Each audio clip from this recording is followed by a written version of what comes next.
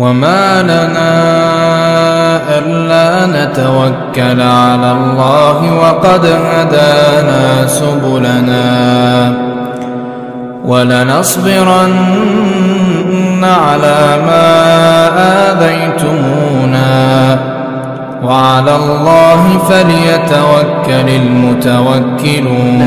Ini faedah yang bisa kita ambil dari gelar Al-Amin ini, bahwasanya kepercayaan masyarakat terhadap dai itu juga adalah bagian dari pilar yang mendukung kesuksesan dakwah. Jadi yang hari ini yang mungkin kita sayangkan gitu ya, ujuk-ujuk baru pulang dari pesantren sudah ngomong halal haram, nggak boleh pak, nggak boleh ini, nggak boleh ini, nggak boleh itu gitu. Nah, masyarakat belum percaya. Kenapa? Kemarin di kampung dia anak ingusan, ikut-ikutan mencuri rambutan di tempat saya. Tahu-tahu baru nyantri setahun pulang ceramah sudah ini nggak boleh, itu nggak boleh. Siapa dia? Kepercayaan masyarakat belum ada. Nah, kepercayaan masyarakat itu ya kita lihat sunnahnya dari sini. Kita pelajari dari sirah nabawiyah ini. Jadi penting bagi siapapun dai itu untuk lebih mengedepankan dakwah bil hal terlebih dahulu. Dakwah bil hal itu ya dakwah dengan kondisi dengan menunjukkan gitu loh. Dengan menunjukkan dan dengan praktek, dakwah dengan praktek hingga orang melihat keadaannya, hingga orang kemudian melihat dan menilai. Nah, dan kemudian pada saat orang sudah menilai dan orang sudah percaya baru sampaikan gitu. Jadi demikian. Nah, kita lanjutkan kembali ketika orang-orang sudah ridha dengan mengatakan Al-Amin, memberikan gelar Al-Amin bagi Nabi Muhammad sallallahu alaihi wasallam. Falamman taha ilaihim wa akhbaruhu al-khabar talaba ridaan. Nah, ketika mereka sudah datang, mereka katakan kepada Nabi Muhammad, kita sudah sepakat bahwasanya yang paling datang sini dia menjadi hakim. Kamu tentukan hukumannya, tentukan hukumnya bagi kami. Kami ini berselisih pendapat dari kemarin ini. Maka Rasulullah menetapkan satu keputusan pada saat itu, talaba ridaan, saya minta rida. Ada kain rida, selendang kalian itu yang dipakai di atas itu. Kalau antum melihat jamaah haji itu kan ada dua pakaian, atas dengan bawah. Bagian pakaian yang di atas itu namanya rida. Rasulullah minta kain selebar itu gitu loh. Nah, rida kalian tolong satu saya minta. Fawada'al hajara wasatahu. Rasulullah kemudian meletakkan hajar aswad itu di tengah kain tersebut.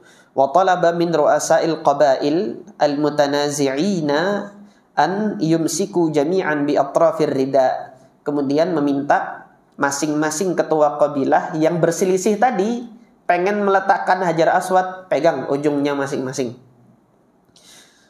Wa amarahum an yarfa'uhu. Kemudian Rasulullah memerintahkan mereka yang berselisih tadi, perwakilan dari masing-masing kabilah, angkat ini kainnya ini. Hatta idza awsaluhu ila mawdi'ihi akhadhahu biyadihi. Ketika sudah sampai tempatnya, Rasulullah sendiri yang mengambil hajar aswad itu dengan tangannya.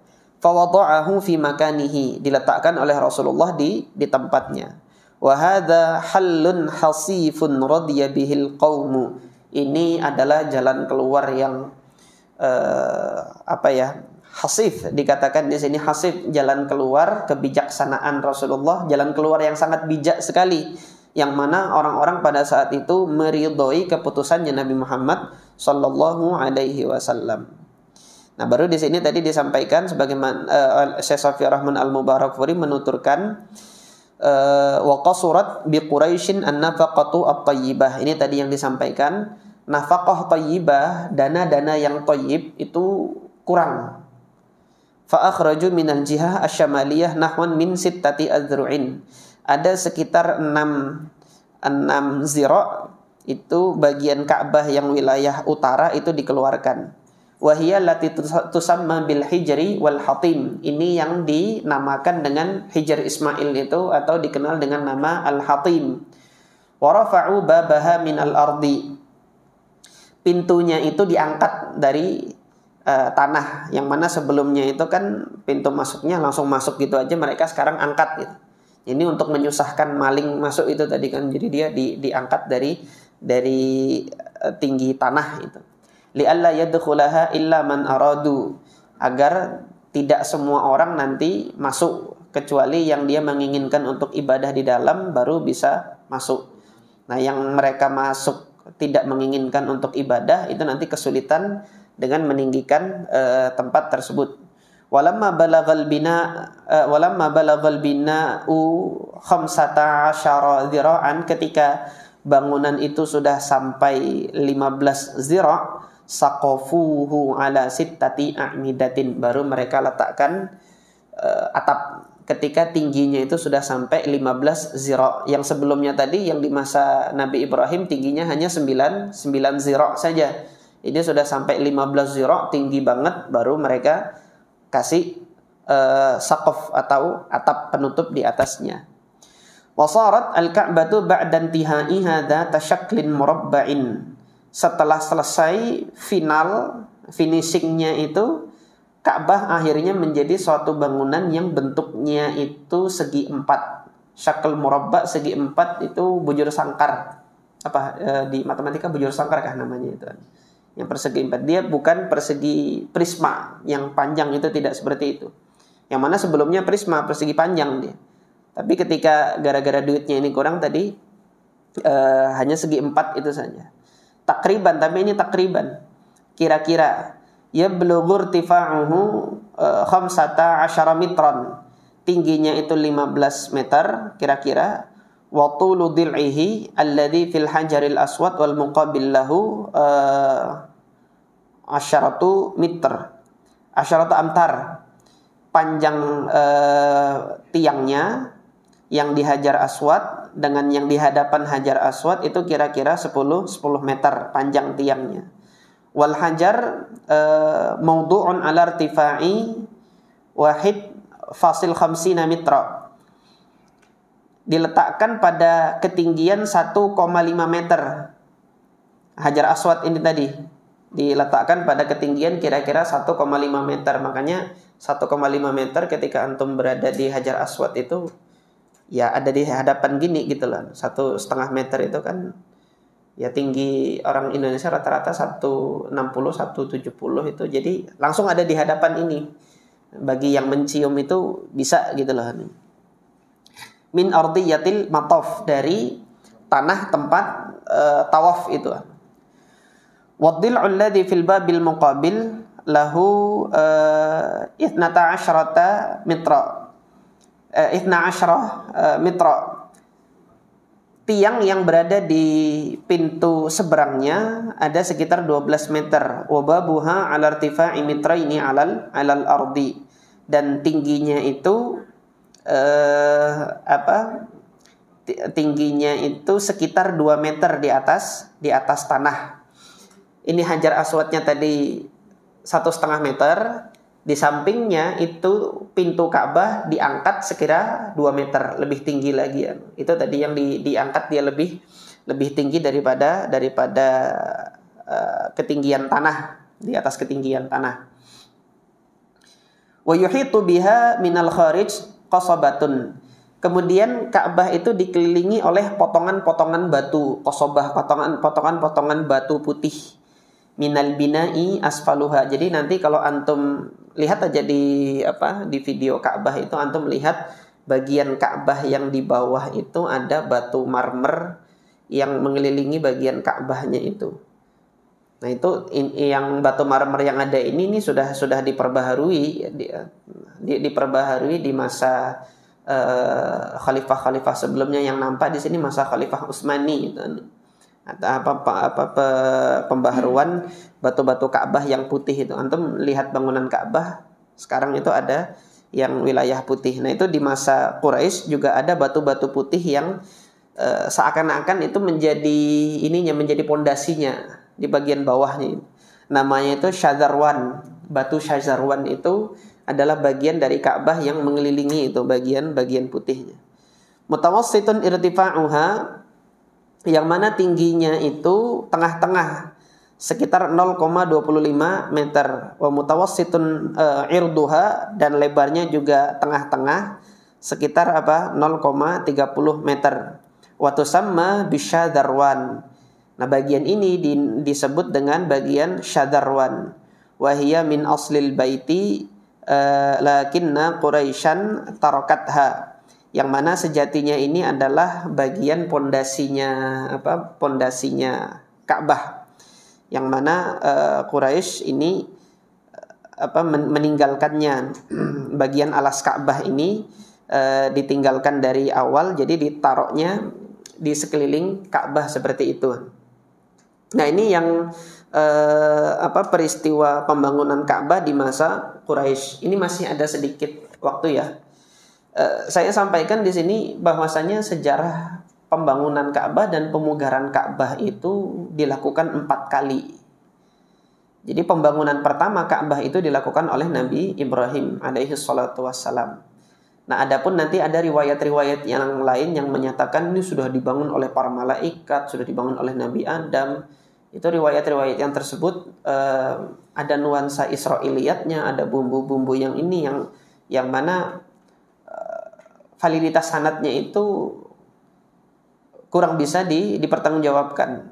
Akan tetapi yang dibangun oleh Nabi Ibrahim ini ditetapkan dengan dalil yang sahih, yaitu Al-Quran yang mengabarkan inna awwala baiti wudi'a lin-nasi lalladzi bi Bakkata mubaraka. Itu yang Allah sebutkan di dalam Al-Quran. Kemudian di dalam Sahih Bukhari ini sudah kita baca kemarin kisah Nabi Ibrahim ketika membangun bersama dengan putranya itu, yaitu ini yang pertama kali dibangun pembangunannya Nabi Ibrahim, yang mana sampai pada masa Quraisy itu tadi ada bagian-bagian yang rusak, kemudian diterjang banjir, harus diperbaharui, maka diperbaharui kembali oleh orang-orang Quraisy. Nah, pada saat Quraisy sudah membangun ini, yang tahu sejarah pembangunannya kan Nabi Muhammad. Nabi Muhammad melihat kenapa kok sampai seperti ini bangunannya, nggak sampai dengan bangunannya Nabi Ibrahim. Pada saat Fathu Makkah, Rasulullah menyampaikan kepada Aisyah, istri beliau. Ini hadis yang ada di dalam Sahihain. Laula hidthanu qaumiki bil jahiliyah lahadamtul Ka'bata wala banaituha ala qawaidi Ibrahim.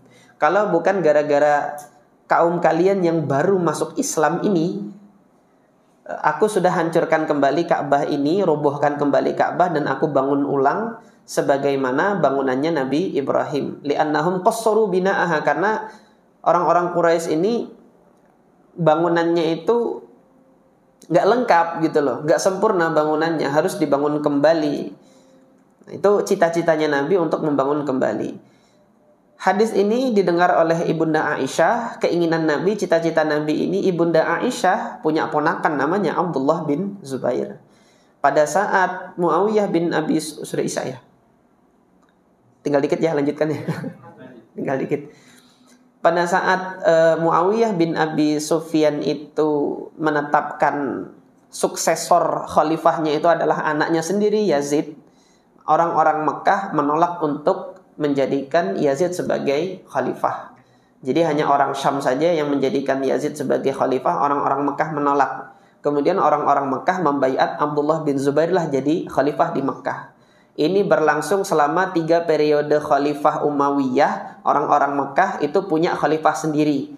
Itulah masa di mana kaum muslimin pada saat itu punya 2 khalifah. Khalifah yang di Syam sama yang di Mekah, dan ini dua-duanya sah gitu loh. Sebagai khalifah dua-duanya sah sebagai khalifah pada saat itu.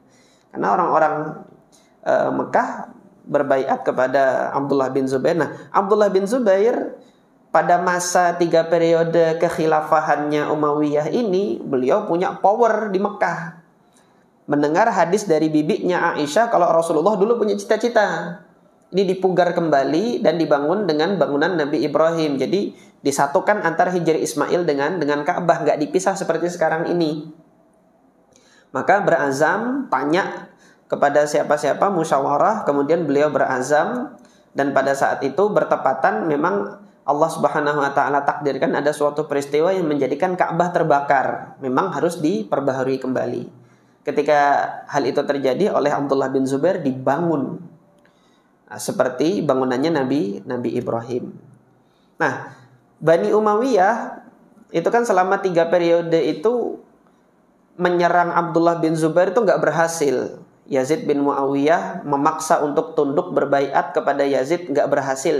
Sampai Yazid mati, digantikan oleh putranya Marwan, bukan putranya, kemenakannya Marwan bin Hakam menjadi khalifah, nggak berhasil juga. Sampai masanya Abdul Malik bin Marwan, putranya Marwan bin Hakam ini.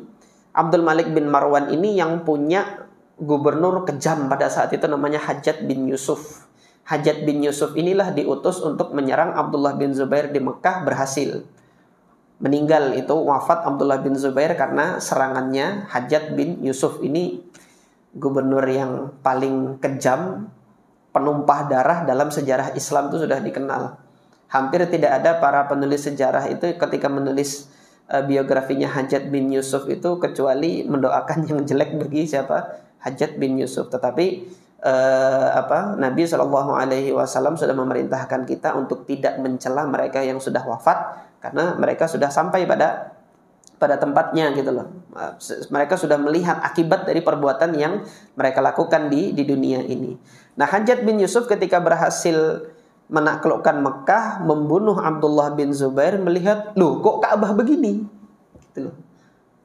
Habis melihat Ka'bah begini, dikirim surat kepada Abdul Malik bin Marwan. Ini si Abdullah bin Zubair ini, karena kebenciannya, kan ini masalah politik ya, karena kebenciannya dengan Abdullah bin Zubair, udah ngotak-ngatik Ka'bah nih jadi begini nih. Abdul Malik bin Marwan tanpa ilmu, tanpa tanya dengan ulama dan lain sebagainya, karena kebenciannya dengan Abdullah bin Zubair, perintahkan hancurkan, bangun kembali seperti bangunan sebelumnya. Dikembalikan kepada bangunannya siapa? Bangunannya Quraisy, dipisah lagi antar Ka'bah dengan Hijr Ismail. Nah, pada saat Abdul Malik bin Marwan kembali melaksanakan haji, senang dengan apa yang dilakukan oleh Hajjaj bin Yusuf, sudah dibangun kembali di depan Ka'bah, dia mengatakan, qatalallah Abdullah bin Zubair, semoga Allah mencelakakan Abdullah bin Zubair, dia telah berdusta atas nama Nabi Muhammad SAW, begini gitu.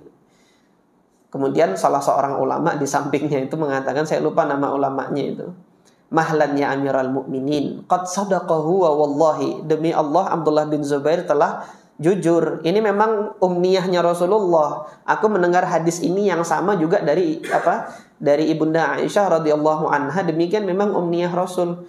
Kalau aku tahu dari ini sebelumnya, nggak akan aku perintahkan begini, kata Abdul Malik bin Marwan. Nyesal beliau. Tapi sudah terjadi ya terjadi.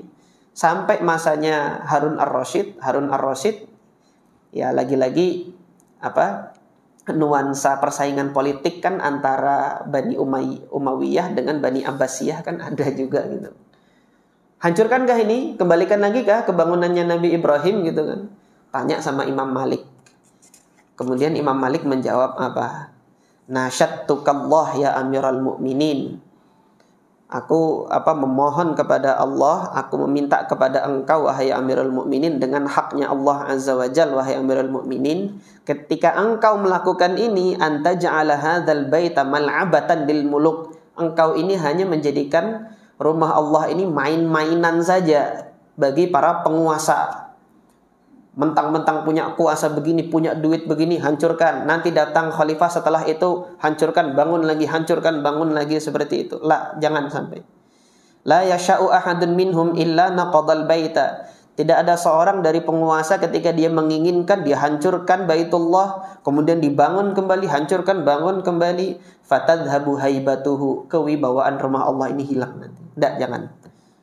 Ketika kewibawaan ini hilang, kewibawaan rumah Allah ini hilang dari dada orang-orang, jangan engkau lakukan. Maka semenjak masanya Harun ar-Rasyid sampai sekarang, nggak ada khalifah yang berani ngotak-ngatik Ka'bah, itu dibiarkan seperti itu saja. Sampai sekarang. Hanya saja kalau ada bagian-bagian yang rusak, itu yang nanti diganti. Itu saja. Kalau renovasi total sebagaimana dilakukan oleh Quraisy, nggak ada yang melakukan sampai saat ini. Ini saja yang dapat saya sampaikan pada kesempatan malam hari ini. Mudah-mudahan Allah memberkahi dan Allah menuliskan bagi kita manfaat, dan Allah menganugerahkan amal soleh dari apa yang kita pelajari ini. Wassallallahu ala nabiyyina Muhammad wa ala alihi wa ashabihi ajma'in. Assalamualaikum warahmatullahi wabarakatuh.